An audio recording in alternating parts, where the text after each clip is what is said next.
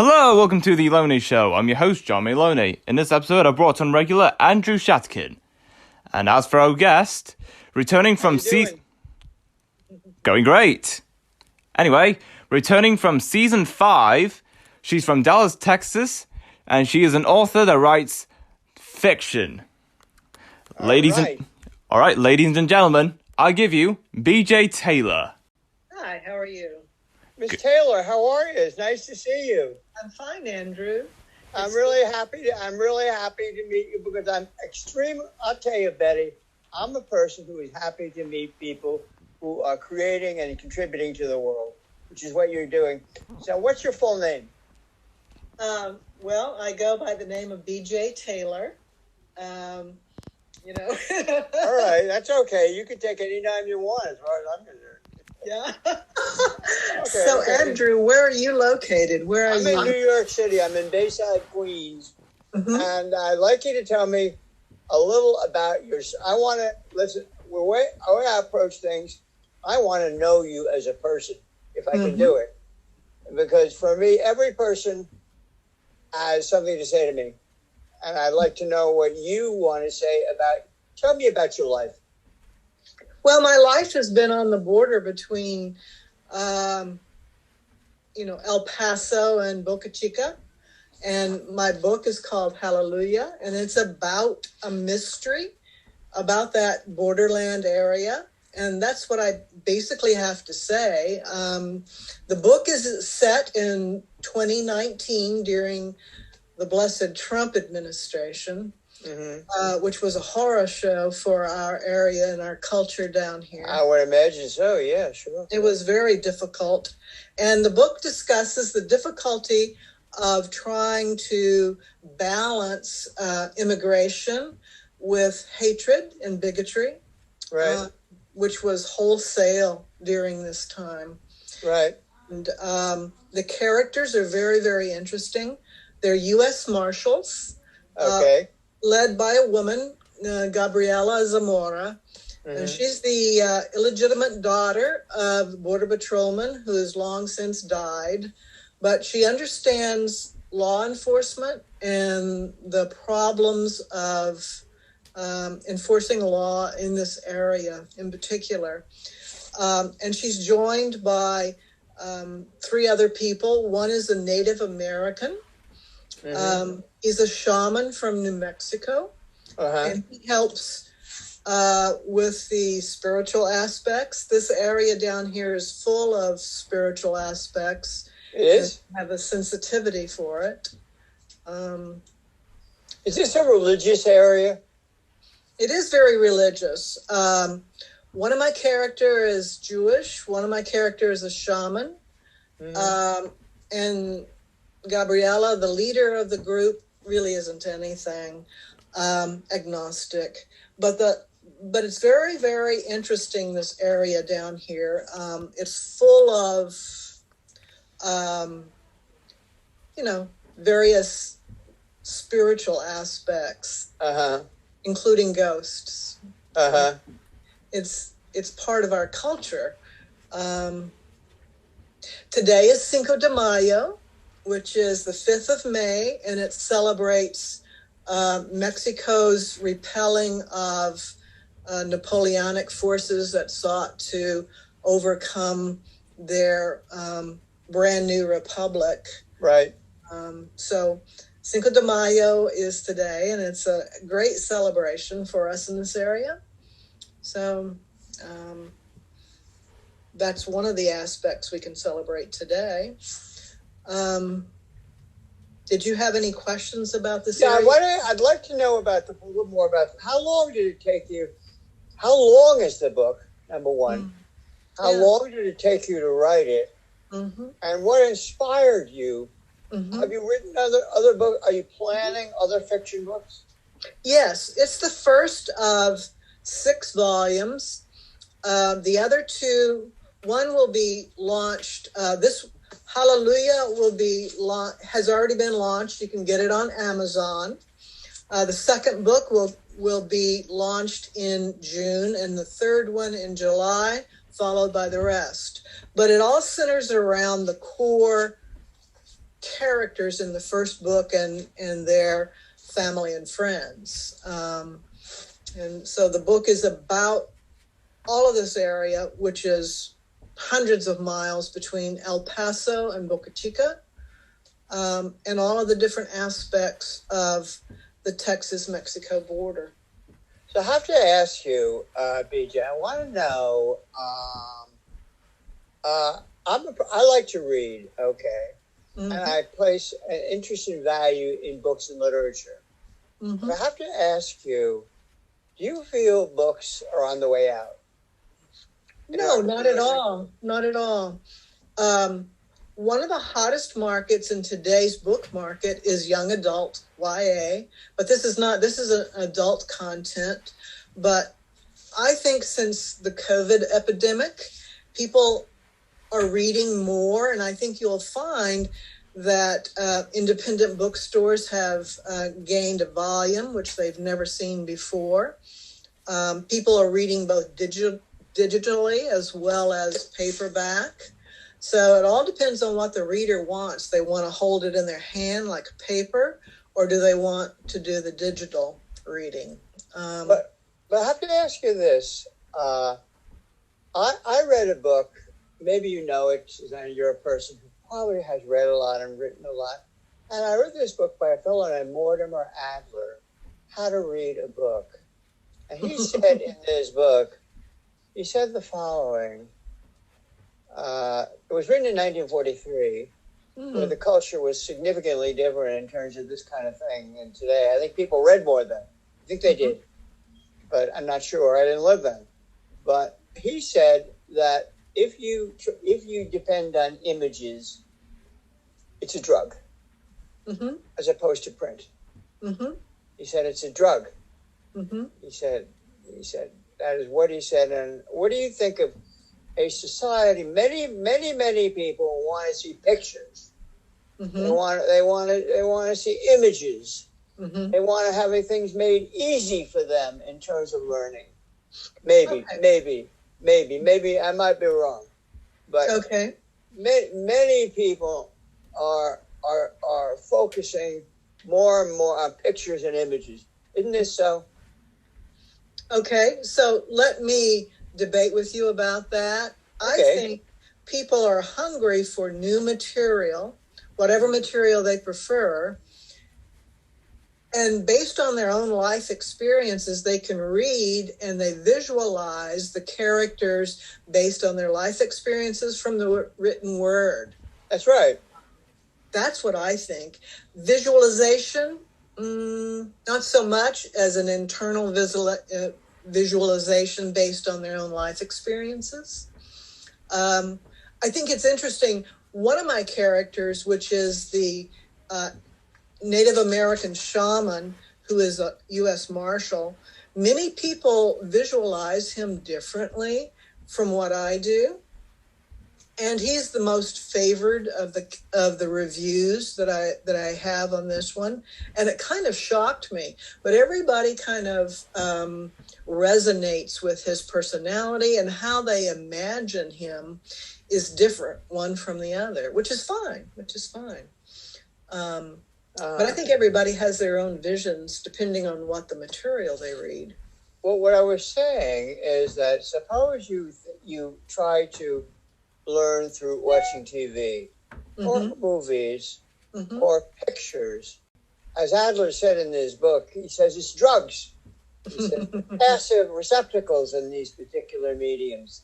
Whereas when you read print, you are forced to be intellectual involvement more so than watching television. Do you think you can learn from these TV, movie, and whatever images you can come up with? Do you think you can learn from that medium?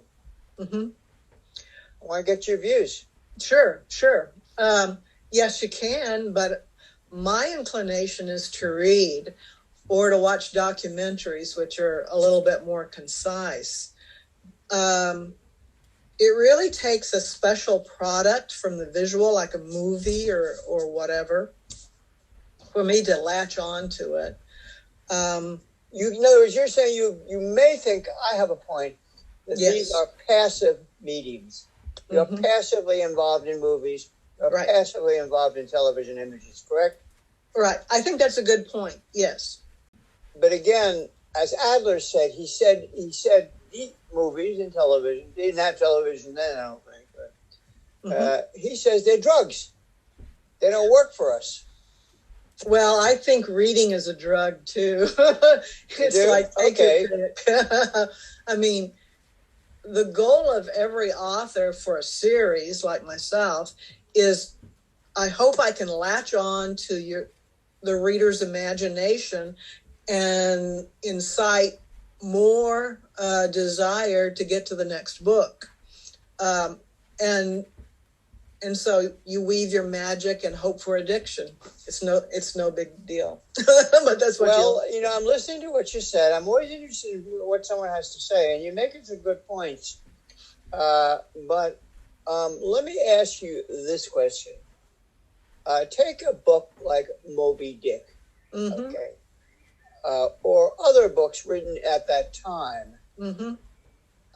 Would you say, tell me if I'm wrong, do you think, why is it those more complex books maybe are not read today? Well, I think they're read today. I read them, usually they come about, the centennial of the birth of the author or the death of the author. But every time I touch them, something new is brought to light. And yes, they are complex because they fire on all of your senses. Do you think people were more able to, do you think that the reading public was more elite at that time? That it was able to read War and Peace and Anna Karenina and Moby Dick, whereas those books today are not popular items. Okay, you have a point. In those days, they tend to go on in volumes of words and words and words. That is not today's reader because we have a short attention span, and my books are only 100 or 120 pages. That's it. They're very brief, they're concise, they're to the point. But it does take a special reader, I think, to go into the longer 19th century literature. But you can approach it in many different ways. Audio is one way of approaching it. Right. As well as reading segments, because Herman Melville did fire on all the senses. You can think about the whales and the whales' lifestyle as he projects it. You can think of the different sexual orientations that the ship's crewmen had, right, and listen to that as well from the 19th century. There's so many aspects of those old writers that are interesting. But I think today's reader wants a more abbreviated sort of thing because we do have so much in our lives. We don't have time to read a lot without direction. You made a fantastic point, BJ. I'd like to pick up on it. That is the issue of attention spans or the ability to focus. Yeah. You made a good point. There's one fact. Let me ask you this: if you agree with me or disagree with me, and I'd be happy if you disagree with me, more happy than if you agree with me. But do you feel that the loss of attention span and focus are damaging the thinking process? If you can't focus, if you can't pay attention, how much is your mind going to work? Or is your mind going to work at all? Well, that's when I taught university level, you basically had to create theater to, again, approach them on all the senses in order to make your lectures meaningful for them and help. They need to appreciate the material. So how you deliver it to your students or how you deliver it to your audience, if you're a writer, you've got to fire on all the senses. You've got to have audio. You've got to have visual. You've got to have podcasts in order to explain it. As I did in the classroom, I just think people appreciate today different different medias in order to incorporate the message. Well, it doesn't mean they're myopic. You're going to ask you, isn't the lack of attention span and the inability to focus because of our society puts a lot of pressures on people. So people are hit with a lot of things, right? Constantly. Hit. Isn't this a factor in the ability to read and absorb? You're being hit constantly with 200 different things. Doesn't this really affect your ability your mind? What I'm asking you, Betty, I want to know your opinion. Is there an inability to think today? No, I just think that the 21st century reader or digester of material is totally different from the 19th century. If you want to, if you're comparing Melville and Tolstoy and all of those, they're just totally different people from the 21st century. You think the people at that time, their attentions, they had the greater ability to absorb more complex material? No. You don't think so? In my lifetime, and in your lifetime as well, we have come from using the slide rule to very sophisticated computer programs. That's right. People in the 19th century would have, gone into overload and joined their drug tropes or whatever because they couldn't take it. But we can take it in the 20th and 21st century because of the rapid media shower that we That's right. That's a good way to put it. Media shower is right. That's right. So I don't think the 21st century reader is deficient from the 19th. They're just totally different people. Well, you hit on something very significant I'd like to pursue with your views. That is things being fast. They are fast. Okay, they are fast. Okay, I grant you they're fast, but I also ask you, is fast necessarily better than slow? Because it's faster, so what? Well, are you going to learn more? Yeah. Are you going to develop more as a person? Are you going to grow? But those factors are out of our control. So however if you long for the good old days where you have horses instead of automobiles, it really doesn't matter because it's out of our control.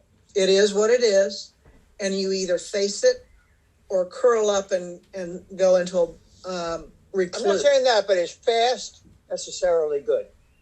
Is it a good thing that things go faster? I don't think it's either good or bad. It is what it is. I mean, but that is our culture today, isn't it? It is. But we are, how we control the speed at which we have information, which we may or may not want to digest, is out of our control. And it's basically like a feast that each individual can choose to participate in a high rate of speed or a slow rate of speed. It's really depending on the individual who wants to incorporate it. Are we in this culture, which is fast? I agree. And also, it's not merely fast, it's on the surface. Let me give you an example, if you agree with on the surface. What do the media tell us? You got to be good looking. You got to have nice clothes, right? This is the surface society we live in. Fast, nice clothes, good looking. That's what it is, isn't it?